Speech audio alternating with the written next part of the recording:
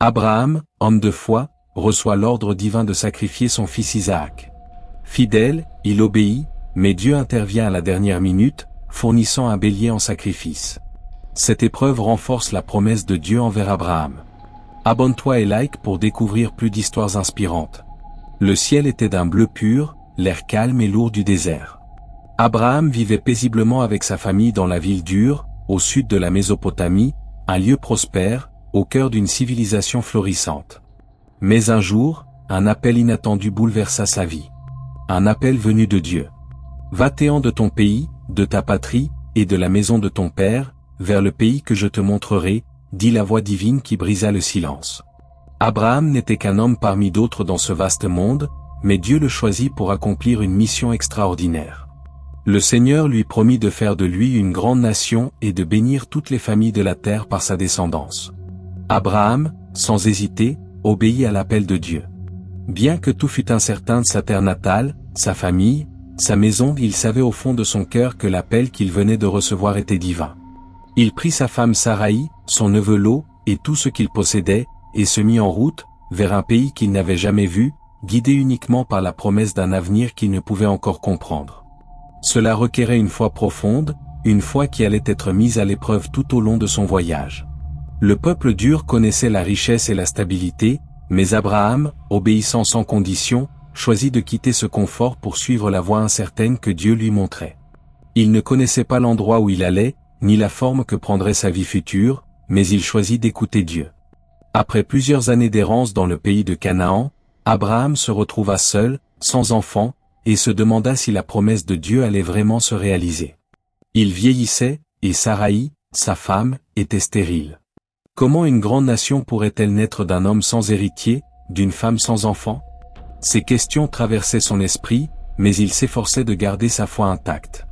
C'est alors que Dieu, dans une vision, lui parla à nouveau.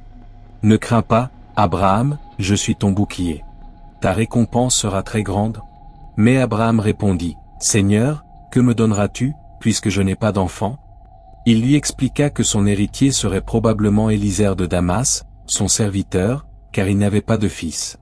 Mais Dieu le rassura, « Ce n'est pas lui qui héritera de toi, mais celui qui sortira de tes entrailles. » Et le Seigneur le mena dehors, lui ordonnant de lever les yeux vers le ciel. « Compte les étoiles, si tu peux les compter. Tels seront tes descendants. » Cette vision renouvela l'espoir d'Abraham. Il n'avait pas de fils, mais il avait une promesse de Dieu. Il crut en cette promesse, et Dieu lui compta cela comme justice. Cette simple croyance fut l'acte de foi par lequel Abraham devint juste devant les yeux de Dieu, non pas par ses œuvres, mais par sa confiance inébranlable en la parole divine. Malgré la promesse de Dieu, les années passaient et la situation restait inchangée. Saraï, désespérée de voir sa stérilité demeurer, suggéra à Abraham de prendre sa servante Agar pour qu'elle lui donne un enfant.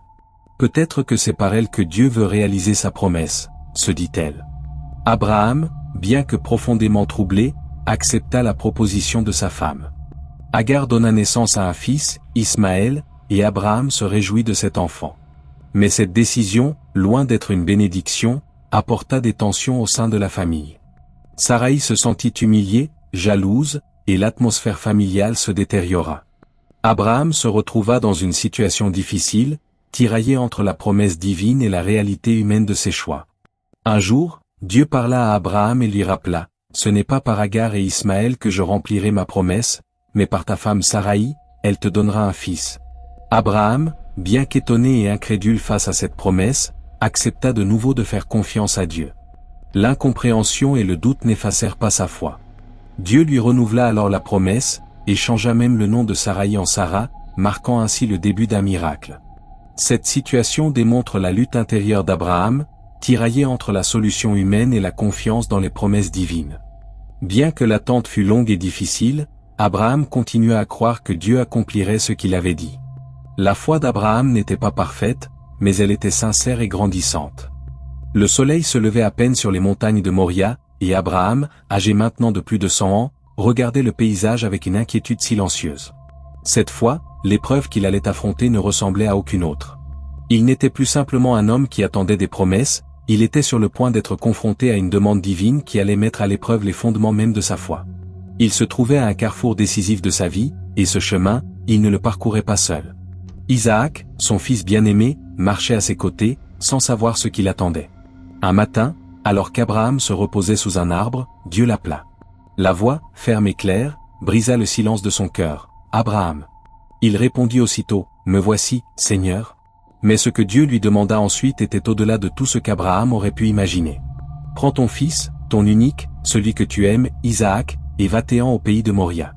Là, tu l'offriras en holocauste sur l'une des montagnes que je te dirai. » Le choc fut immense. Isaac, celui par qui Dieu avait promis de faire naître une grande nation. Le fils qui avait comblé les rêves et les espérances d'un homme vieillissant. Et maintenant, Dieu lui demandait de le sacrifier. Abraham resta silencieux. Il ne comprenait pas. Pourquoi Dieu lui demandait-il cela? Pourquoi mettre à l'épreuve la promesse qu'il avait lui-même donnée en Isaac? Pourtant, la réponse ne vint pas sous forme d'explication. Dieu ne lui donna aucune raison. Il lui donna simplement un ordre, obéir. Il ne chercha pas à argumenter. Il n'éleva pas de questions. Au contraire, Abraham fit ce que Dieu lui demandait, sans se détourner, sans essayer de comprendre. La foi d'Abraham était devenue un acte d'obéissance absolue, même au prix de la souffrance la plus profonde. Le lendemain, Abraham se leva tôt. Il prit avec lui Isaac, 2 serviteurs, et du bois pour l'Holocauste. Le voyage serait long, 3 jours de marche. Pendant ces 3 jours, Abraham garda le silence, plongé dans ses pensées. Isaac, curieux, rompit le silence. « Mon père, voici le feu et le bois, mais où est l'agneau pour l'Holocauste » demanda-t-il innocemment. Le cœur d'Abraham se serra à cette question, mais sa réponse fut remplie de foi. Dieu pourvoira lui-même à l'agneau pour l'Holocauste, mon fils. Ces mots étaient comme un voile qui dissimulait son tourment intérieur. Il savait que, d'une manière ou d'une autre, Dieu allait intervenir. Mais il ne savait pas comment, ni pourquoi. Ce qu'il savait, en revanche, c'est que Dieu ne pouvait mentir. La promesse de Dieu à propos de sa descendance était encore valable, même si tout semblait contradictoire. Il choisit de se fier à cette promesse, même lorsque tout ce qu'il voyait lui disait le contraire. À la fin du 3e jour, ils arrivèrent au mont Moria. Là, Abraham, obéissant aux instructions divines, construisit un autel et disposa le bois.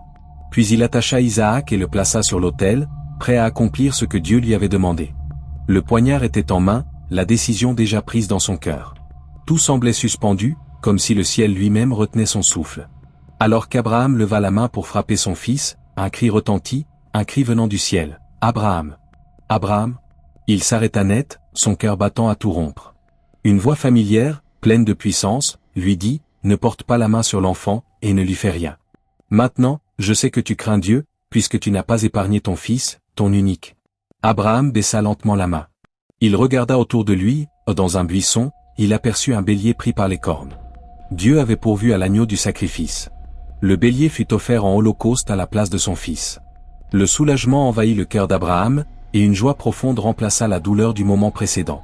Alors, Dieu parla à Abraham une nouvelle fois. « Parce que tu as agi ainsi, en n'épargnant pas ton fils, je te bénirai. Ta descendance sera aussi nombreuse que les étoiles du ciel et comme le sable qui est sur le bord de la mer.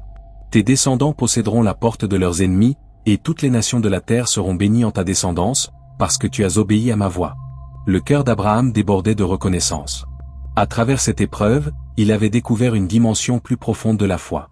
Ce n'était pas simplement une foi dans les promesses de Dieu, mais une foi qui allait au-delà de la compréhension humaine. Une foi prête à sacrifier tout ce qu'on a de plus précieux, sans savoir ce que Dieu fera.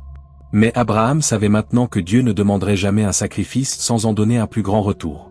Dieu, dans sa fidélité, récompensait l'obéissance avec des bénédictions infinies. Ce chapitre de la vie d'Abraham révèle l'épreuve suprême de la foi, un test qui n'a pas seulement mis à l'épreuve son amour pour Isaac, mais aussi sa confiance absolue en Dieu. En choisissant d'obéir, même dans l'ignorance et l'incertitude, Abraham est devenu l'exemple par excellence de ce que signifie une foi totale et une obéissance inconditionnelle.